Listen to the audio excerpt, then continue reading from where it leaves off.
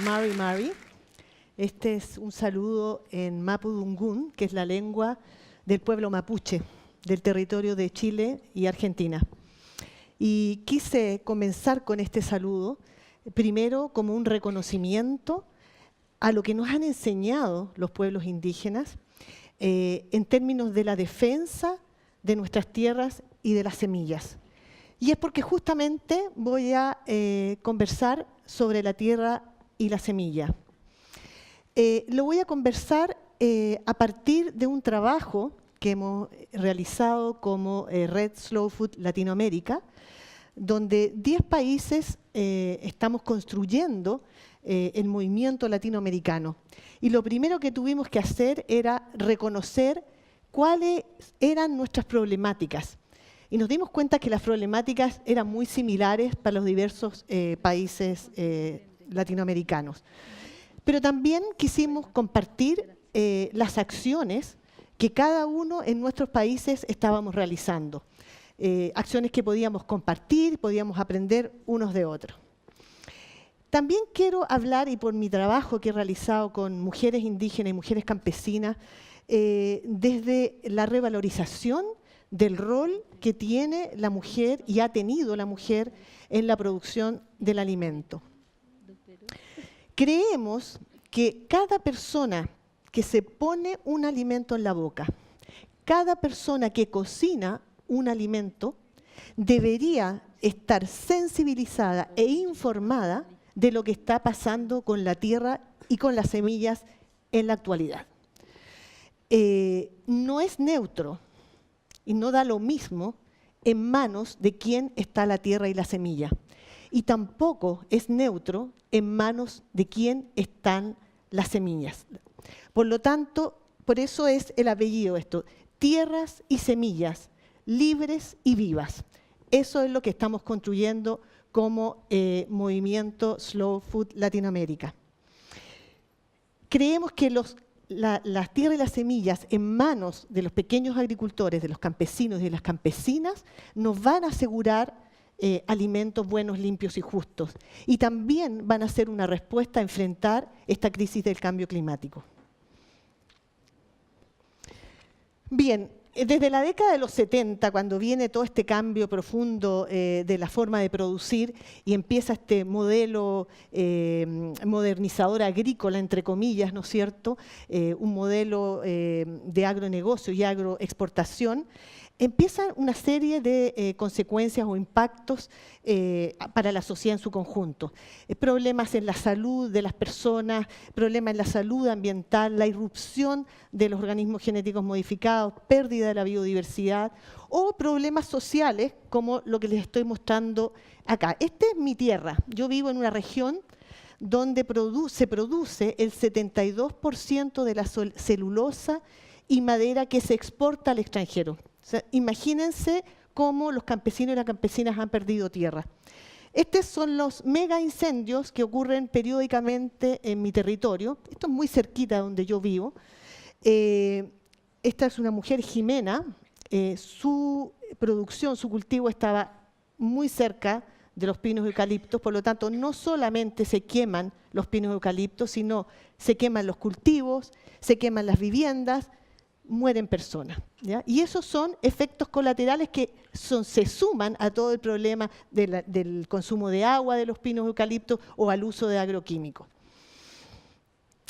Pero podría estar todo el día quizás hablando de las consecuencias de este modelo, pero me voy a concentrar en dos que hemos ido desarrollando como red latinoamericana. El primero, ya lo han conversado, las experiencias en Brasil y Argentina en términos de la concentración de la tierra. Y el segundo tiene que ver con la pérdida de la semilla de manos de campesinos y campesinas. Las cifras que están viendo ustedes acá son para aquellos países donde hay más inequidad en distribución de tierras. Y Chile es uno de ellos. Pero también están Perú, Paraguay, Panamá. El 70% de los predios y fincas, parcelas, no sé cómo se les dice acá, que tienen menos de 5 hectáreas, en conjunto no concentran, no tienen más del 10% de la tierra. La contracara es que un grupo muy pequeño de predios en el caso de chileno, tienen más de 14.000 hectáreas, y ellos concentran el 70% de la tierra agrícola. Entonces, estos son cifras brutales. A nivel mundial, las cifras son más o menos similares. Pero no me quiero quedar, a pesar de lo brutal de las cifras, no me quiero quedar con un pensamiento negativo, sino que buscar la esperanza en ello. Y la esperanza está en que, a pesar de que los pequeños agricultores, los campesinos y las campesinas tienen menos del 10% de la tierra en muchos casos, ellas siguen siendo los más importantes productores de alimentos en el mundo. En Chile, en el año 2000, las cifras indicaban que todavía producían el 51% de las hortalizas. A nivel mundial, FAO también ha dicho que en países no industrializados producen entre el 60 y el 80% de los alimentos. Y esto me parece que es un elemento de esperanza, porque el sueño sería, ¿qué pasaría si en vez de tener el 10% tuvieran el 50% o el 70% que en este momento está en manos de los grandes agricultores? Pero hay otro dato súper interesante, y es que es la mujer la que está produciendo el alimento hoy en día. Aquellos que conocemos el campo nos damos cuenta que son las mujeres las que aún persisten en el campo. Los hombres han emigrado porque son la mano de obra barata, ¿no es cierto?, para la industria forestal o para la industria de monocultivo, pero es la mujer la que está ahí. FAO también dice que hay el 60-80% del trabajo lo realiza la mujer y está produciendo ella el alimento. Bien, por lo tanto, aquí nos queda una primera tarea, es una tarea política, es una tarea de movimientos políticos, en términos de, primero, pensar que tenemos que asegurar que los campesinos y las campesinas no sigan perdiendo sus tierras. Tenemos también que pensar en restituir las tierras. Y por último, revalorar el rol que tiene la mujer en la producción de alimentos. El otro elemento que junto con la tierra es un riesgo tremendo, pensando en la alimentación de alimentos buenos, limpios y justos en un futuro, es la pérdida de la semilla.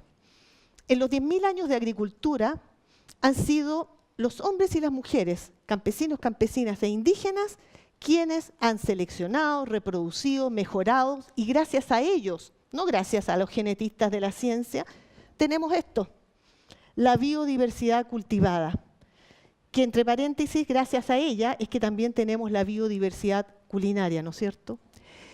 Esta es la canasta que yo semanalmente busco a mujeres campesinas de mi ciudad, de esas que vieron ustedes totalmente quemadas, porque ellas todavía tienen este 10% de la tierra, y todas las semanas llegan a la plaza pública de la ciudad y venden sus productos. Sencillos, sin grandes ambiciones, sin grandes etiquetados, sin grandes envases, conversamos con ellos y nos abastecemos de alimentos de calidad y alimentos que no encontramos en el mercado. Como por ejemplo, no sé si se dan cuenta, ahí están los huevos azules de la gallina mapuche. Pero esto está en riesgo y los riesgos que hemos identificado son 3. El primero es la transformación de sistemas productivos. En el 2014 en Chile realizamos un estudio, catalogamos 180 alimentos de valor patrimonial. El 75% de ellos estaba en riesgo de desaparecer. Y dentro de del porcentaje mayor de riesgo era la transformación de sistemas productivos. Esto tiene que ver muy de la mano con la introducción de estos famosos paquetes tecnológicos de la Revolución Verde, ¿no es cierto?, que lamentablemente nuestros propios gobiernos los van entregando a los sistemas campesinos. Esta es la diversidad de papas que existía en el sur de Chile, en la isla de Chiloé, existían 280 papas distintas, de todos los colores, tamaños, sabores, usos. En la actualidad, con suerte, en esa isla quedan 20, que se usan habitualmente. Y en el sur de Chile, donde vivo yo, 1 o 2 variedades de papa. Ha pasado lo mismo con los tomates, con las manzanas, con las crianzas de animales, etc. Podríamos hacer una lista. Un segundo elemento de riesgo es la pérdida del conocimiento tradicional. Este es un conjunto de reglas y formas que principalmente las mujeres, nuevamente, saben cómo cultivar, cómo recolectar o cómo criar animales. Y este conocimiento, muy de la mano del conocimiento científico, los veterinarios y los agrónomos, yo soy veterinaria, ¿no es cierto? Vamos al campo, introducimos un conocimiento y desvaloramos el conocimiento tradicional. Por lo tanto, se ha generado una erosión de este conocimiento. Pero un elemento nuevamente esperanzador aún queda, y lo conversaron recientemente en mujeres. Nosotros las llamamos las curadoras de semillas, en otros lugares se llaman las cuidadoras, las guardadoras, etc. Pero son mujeres que en sus chacras, en sus fincas, en sus predios, tienen una diversidad de semillas, son prácticamente bancos de semilla in situ. Pero ellas no solamente tienen las semillas, sino que tienen el conocimiento de cómo reproducirlas, pero además tienen valores, valores de solidaridad, en términos que ellas comparten conocimiento y semilla con sus comunidades. Bueno, el tercer elemento de riesgo es la pérdida de la libertad de las semillas. Y esto está asociado a los procesos de privatización de la semilla que son llevados a cabo avalados por nuestros gobiernos. Me refiero, por ejemplo, al convenio UPOV 91, y lo traigo a la mesa porque en Chile se está reactivando. Este convenio en Chile se aprobó el convenio, pero no se aprobó la ley. Ha estado parada en el Congreso por muchos años gracias a la movilización de campesinos, campesinas y pueblos indígenas. Pero la semana pasada, el gobierno actual le puso suma urgencia al Tratado de Transpacífico, al que se conoce como TPP-11. Entre paréntesis, no sabemos de qué se trata ese tratado porque nadie hace una consulta con la ciudadanía, pero sí sabemos que impone, obliga al país a que convierta el convenio UPOV en ley. Y esto significa un aumento en los derechos de las empresas semilleras, pero por sobre todo significa una disminución en los derechos de los campesinos y las campesinas, en cultivar sus semillas, en intercambiar sus semillas y en vender sus semillas. Este convenio UPOV se abre la puerta también, lo llaman elegantemente un convenio de registro de semillas, pero en realidad abre la puerta a procesos privatizadores de la semilla y abre la puerta a los organismos genéticamente modificados. La pregunta siempre la digo yo, pero ¿por qué crear el maíz 72 genéticamente mejorado si la diversidad de maíces es enorme, ¿ya? Porque evidentemente hay intereses de apropiación de las semillas. Por lo tanto, aquí viene la tarea en términos de asegurar, movilizarnos para defender nuestras semillas, que estos convenios no se han firmado. Y segundo, nuevamente relevar la importancia de la mujer en el cuidado de la semilla. Dentro de esta Red Slow Food estamos compartiendo acciones. Yo solamente y brevemente les voy a compartir 3 acciones que se hacen al alero, esta específicamente al alero del movimiento campesino de Vía Campesina, que es el IALA, el Instituto de Agroecología Latinoamericana, que es un proceso, es un proyecto educativo, social y político dirigido por campesinos hacia campesinos, con la finalidad de revalorar el rol del campesino y de la tierra para asegurar soberanía alimentaria.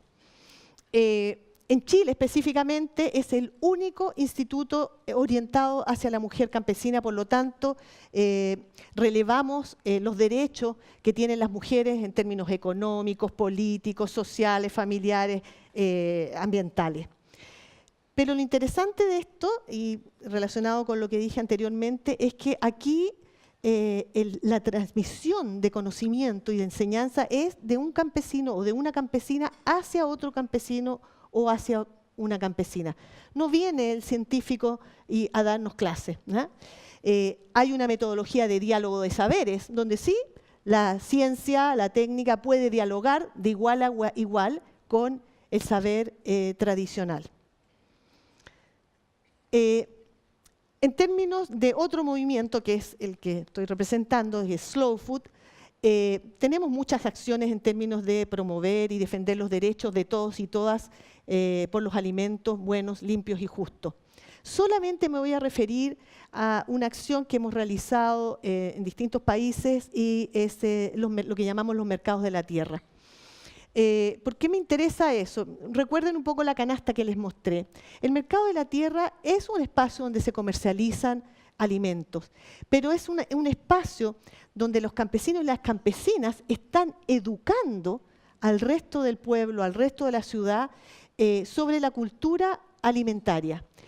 Y también es un proceso que sensibiliza a este consumidor de ciudad con lo que está pasando a 30 kilómetros de tu ciudad, donde están las mujeres y hombres produciendo alimentos y están siendo afectadas, por ejemplo, con estos incendios. Entonces, también es un elemento de protección de la tierra y de la cultura productiva y alimentaria. Una última acción que más bien es parte de la cultura de los pueblos indígenas es el intercambio de semillas.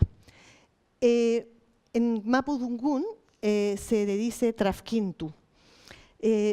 Aquí la semilla es un símbolo de naturaleza, es un símbolo de conocimiento y es un símbolo de vida. Y en estos espacios, que pueden ser espacios muy pequeñitos, locales, pueden ser espacios regionales, internacionales, pero son espacios donde además existe el valor de la reciprocidad. Es decir, yo te entrego una semilla, pero también te entrego un conocimiento y te entrego una historia y recibo a cambio una semilla, recibo a cambio un conocimiento y recibo una historia. Y ahí la semilla se convierte en algo importante y ya no es una semilla que se vende en un mercado o es un producto para comercializar. Es un símbolo de vida. Bien, me parece solamente para sintetizar y pensando que tenemos, y aquí espero que todos los que estén en esta sala salgan comprometidos para ser activistas en la defensa de la tierra y la semilla. Tenemos que revertir esta tendencia ahora ya. Tenemos que resguardar que la tierra siga en manos de pequeños agricultores y ojalá restituir las tierras a los pequeños agricultores. Tenemos que promover y asegurar que la agricultura campesina y de pequeños agricultores sea agroecológica. Tenemos que visibilizar, reconocer y valorar el rol de la mujer campesina en la alimentación. Y debemos, por sobre todo, resguardar y defender nuestras semillas tradicionales. Ellas son vida, son el futuro, son la forma en que vamos a enfrentar las crisis. Solamente terminar con el eslogan que estamos usando en la red latinoamericana. Hablé de tierra y semillas, pero en realidad es tierra, agua, semillas y cultura libres y vivas. Gracias.